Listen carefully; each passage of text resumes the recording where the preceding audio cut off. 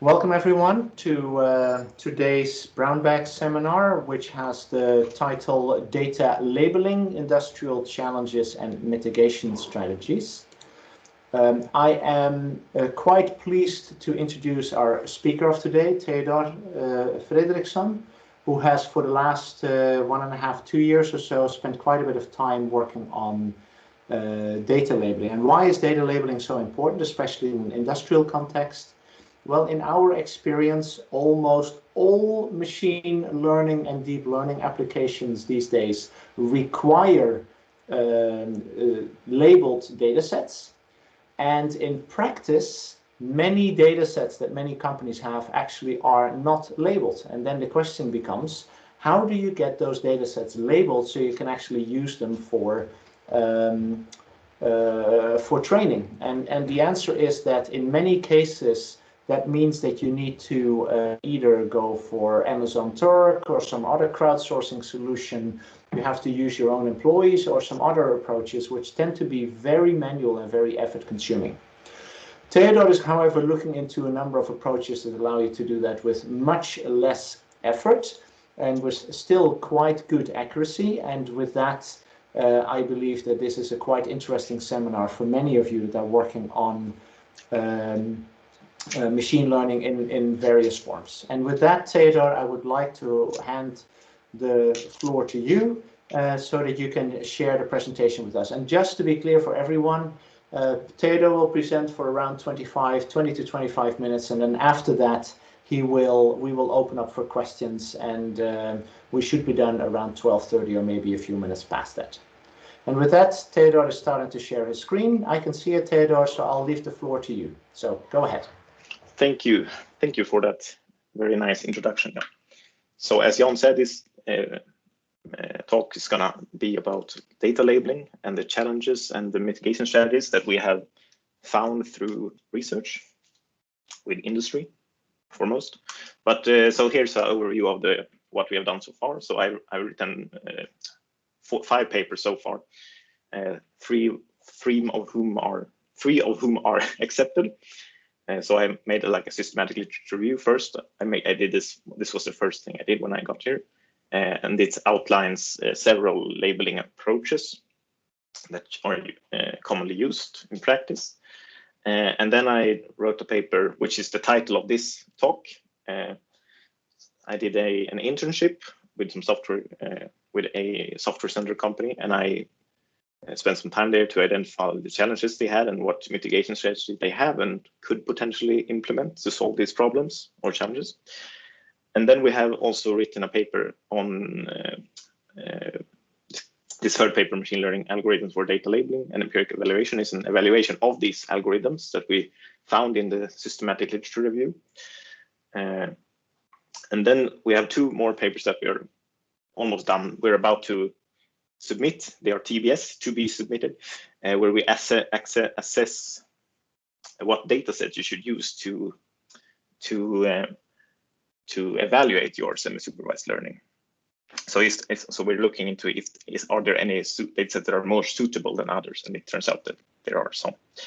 And then we have one paper that's also like a mapping. This last paper called Machine Learning Algorithms for Labeling is like it's a little similar to the first paper we wrote, but here we also outline more specific algorithms and also and in detail we give you the algorithm and what kind of parameters you use to implement these, and also we look a little bit at common applications and what data sets are commonly used as well. Okay, but I'm mostly going to focus on this empirical investigation paper that we wrote. I think that's the most interesting for you now. So a bit of introduction. So about 80% of engineering tasks in machine learning projects concern data preparation and labeling. And the third-party data labeling market is expected to triple by 2024. So a lot of effort is going into this. And well, so massive, and this massive effort has to be spent on data labeling because in the industry, the data sets are often incomplete. And some instances may have missing labels, or they might have labels, but they are very poor quality. And of course, labels of sufficient quality is essential as the performance of a model is influenced by the quality of the training data. So as Jan also mentioned, crowdsourcing is the most common strategy for acquiring labels by manual means. But there are some serious limitations to crowdsourcing, such that there might be a lack of people with an in-depth understanding of the labeling problem, and there might not be business enough to create quality labels. In-house labeling, on the other hand, can be half as expensive as crowdsourced labels, and it can also provide higher quality. And due to these facts, people are still doing in-house labeling. So to the best of our knowledge, before this study, there was no real research conducted in this area where they investigated challenges and strategies that are adopted by data scientists themselves as human labelers in the labeling process. So here we have then identified the key challenges that you experience, and we will also present later an overview of the mitigation strategies that employ or could be employed. Okay, so the basic research question we had: what are the key challenges, and what are the mitigation strategies? So we had this case study we did with two companies. They are anonymous here, but maybe I don't know if I can tell you which ones they are. If I can. Anyway, company A is a worldwide telecommunications provider and one of the leading providers in information and communication technology. And the company B is a company that specializes in labeling. So the data collection was divided into two phases. First, we had the exploration phase, where I was spending time at company A. And then we had the validation phase, where we had both internal and external confirmation interviews that we used to validate the first phase's challenges to see if they were general to other people as well. So from this phase, we could identify these 8 like key problems. So the first problem was with the lack of a systematic approach to labeling for specific features.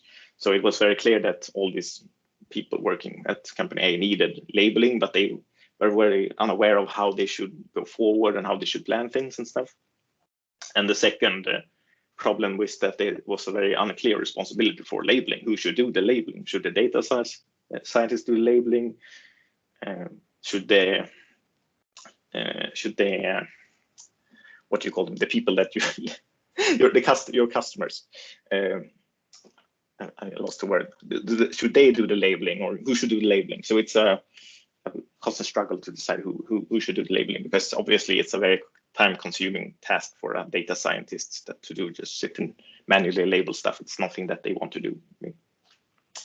And then the problem is the noisy labels. Of course, maybe you have labels, but they are very noisy, and there's no. With noise, I mean they are wrong. They are incorrect. And then the fourth problem is the difficulty to find the correlation between the labels and features. So this will cause problem when you are going to build your model. So, and then the fifth problem is skewed label distributions. So this is a problem when the data sets are highly skewed, meaning that you have many more labels of one class as compared to another. And this can be very problematic when you train a machine learning model to predict labels and so on. And the sixth problem is time dependence. So some participants had like a problem because the data set needed to be updated continuously. So maybe one label was labeled as a no, and then it would be later updated to a no. So how do they adapt to these time changes? And then they would have, and also the final problem is that they have difficulty to predict future uses for data sets. So maybe they need to predict new labels for some future instances that they might get from stakeholders. That's the word I was looking for before. And then the labels might be used for some other purpose later, and then you might have to relabel them and so on. So this is a big problem. Okay. And then we have results from phase 2. So from the interviews, we could identify the following problems. So first we had label distributed problems. So, for example, one participant, day one, for example, he had data that had an unknown label distribution, and he needs to come up with his label by himself. And participant 1 to 3 all had like skewed label distributions. And if a data set has a skewed label distribution, then the machine learning model will overfit, meaning that if you have like a binary classification problem and you have 80% of one class label and 20% of another class label, so 80% of class A, 20% of class B, then the model might predict A's most of the time, even if the actual case is a label B, for example. And then we have the multiple task problem. So participants 1, 2, 3, they say that for now, the only purpose of their labels is to find new labels for data, but chances are that it will be reused for something else later on. And for example, one participant, he doesn't use his labels for machine learning purposes at all, but for other practical reasons. And if you don't plan ahead and only train a model concerning one task, then you will need to use the labels for something else later, and you will have to relabel this instance for a new task, which again is nothing that you want to do. And the third problem was the annotation-related problems. So the problem here is that the data scientists are often tasked to do labeling on their own, and even if the data scientist gets instances from the stakeholders, the amount of labels are often insufficient of quality and quality. So participant 1 had some labels, label data that comes from laboratory experiments, for example. However, these labels are only used to help label new instances to be labeled manually. And participant 2 has its labels coming from the stakeholders, but these instances need to be relabeled because they are noisy, for example. And participant 4, he defines all his labels by himself and does not consult stakeholders at all. So there's many different problems. And then there is the model and data reuse related problems. So one participant had problems with reusing his model, for example. So he had his data divided into classes yes and no. And later the yes category would be divided into subcode categories like yes A and yes B. And when he ran the model on his new data, it would predict all the instances that were yeses, they would become no's for some reason. And that he had no idea how to fix either. So a lot of problems. And then we had our summary from the other company that we looked at, company B. And this company, they have extensive experience with automatic labeling. So they had studied labeling for about 7 years. And they also use crowdsourced labeling with about 1,000 people or so. And what we learned from them is that something called active learning can help reduce labeling time by about 200 times. And their main problem they have is to evaluate the quality of the labels and access the human annotator's quality, because if you have a bad human that annotates it badly, then it will of course be problematic later on. And the final remark was that they have seen that the more they try to automate a labeling procedure, the worse the quality will be. So that's pretty depressing or sad. And so finally, in this systematic literature review and this upcoming systematic mapping study, we studied algorithms that are based on active and semi-supervised learning. And these are machine learning models that you can use for labeling.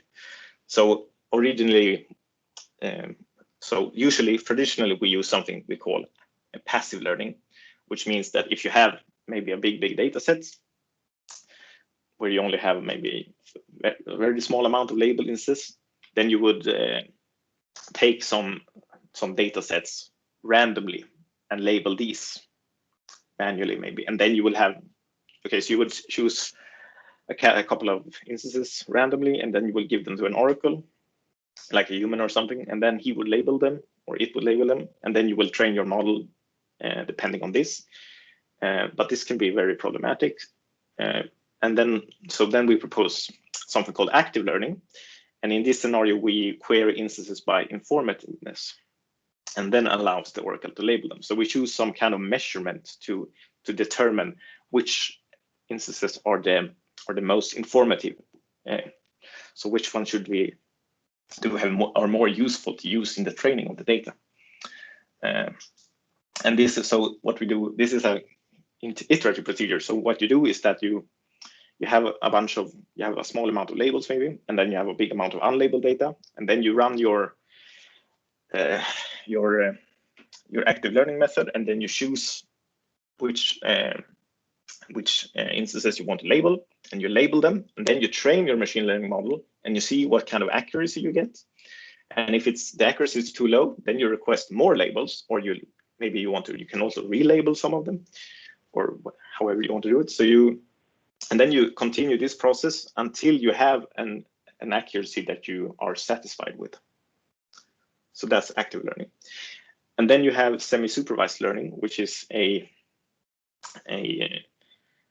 so supervised learning, as you know, it requires labels. And then we have unsupervised learning, which utilizes only labeled data. And then we have unlabeled data. And then you have semi-supervised learning, which is almost supervised learning, but not quite. So in that case, it's like the middle ground between unsupervised and supervised learning. So you learn using both labeled and unlabeled data. So you can take some labeled data and some unlabeled data, and then you can predict labels for the unlabeled data or other new instances that you get. So most of these, the solution frameworks that we put up was based on active learning, because so first these were the eight practical considerations that we found that could be useful. So first we have data exploration to determine which algorithm is best. So when we start a new project involving machine learning, it's hard to know which algorithm will yield the best results, and often there is no way of knowing beforehand what the best choice is. And since the selection of algorithms varies so much, it's essential to understand the problem beforehand. Okay. And then we have problem 2 is alternate query types. So a traditional active learning query instance to be labeled by an oracle. However, if there are other querying ways, say there might be other ways to query instances. And so an example of this is human domain knowledge. And then the third problem is multitask active learning, or not problem, consideration is multitask active learning. So from the interviews, it was clear that the same data needs to be annotated in several ways for future tasks. So this means that data scientists will have to spend even more time annotating at least one time for each task. So it would be more economical to label a single instance for all subtasks simultaneously, and this can be done with multitask active learning. And then the fourth problem is the data reuse and the unknown model class. So the label training data set that you get after you have used active learning always has some sort of bias distribution. So the bias is connected to the class of the model that you selected to get the query the instances. So it is necessary to switch. If it is necessary to switch learners to a more improved learner, it might be troublesome to reuse the training data with models of a different class. So this is a very extensive use that active learning can mitigate. And the fifth we have people can, so unreliable order. So people can easily be distracted and tired over time when labeling instances manually over time, right? So the labels, this will lead to the quality of the labels varying over time, right? So how can we use these noisy oracles in active learning in the best way? How can we account for noisy labels? And there are active learning methods to do this. Okay. And then we have the sixth one was the skewed label distributions. So when the label distribution is skewed, active learning might not give much better result than the passive approach if the labels are not balanced, because it might query one class more than another. And but there are active learning strategies to mitigate these issues too, such as something called guided learning. And then there was the seventh problem is labeling cost and cost reduction. So data scientists do not have time to label many instances manually. So it's crucial to reduce the time it takes to label things, obviously. So if the possibility exists, you should avoid manual labeling altogether. And cost-sensitive active learning, for example, is a strategy you can use to also account for costs such as time or economical cost when you label stuff. So you choose your queries economically. And then you have the stopping criteria. So this is, I think, is a little bit correlated to number 7 here. But since this is an iterative process, I mean, it goes on till you get the best result possible. It's very important that you know when to stop the procedure. So when the cost of gathering more training data is higher than the cost of the current system's errors, for example, then it's time to stop extending the training set and hence stop training the machine learning algorithm. Yes, so that was it for that one. So based on this, we summarized everything into 3 challenges. So pre-processing challenging, which is the challenge of planning the labeling procedure. Then annotation, so the challenge of choosing an annotator, as well as evaluating and reduce the label noise of the annotator. And then the Oracle selection. No, sorry, it was the mitigation label distribution. So the challenge of concerning the symmetry of the label distribution, such as learning with skew label distributions and so on. And then we had these 3 mitigation strategies that are based on the practical considerations that I just talked about. Yes, that concludes it. And I can talk a little bit briefly about the other papers we have done. So we have done a few simulation studies. So the first paper we wrote was compares several different labeling algorithms by ranking them according to their accuracy. So we know which algorithm you should use and how much manual effort you actually need how many labels do you need to get the best accuracy.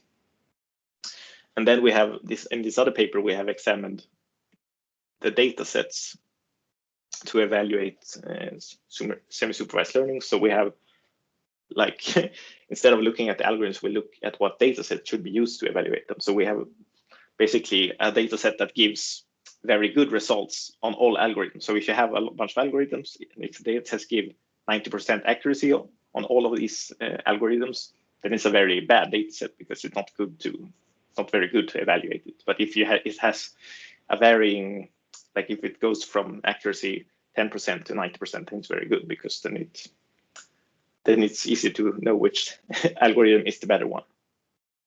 Yes. So yeah, I think that's it. And yeah, in the future we haven't had a lot of case studies yet. So if you have any case studies we could look at, we would appreciate that, more collaboration with the industry. I think that's it. Very good, Theodor. Let me stop the recording before we go to questions.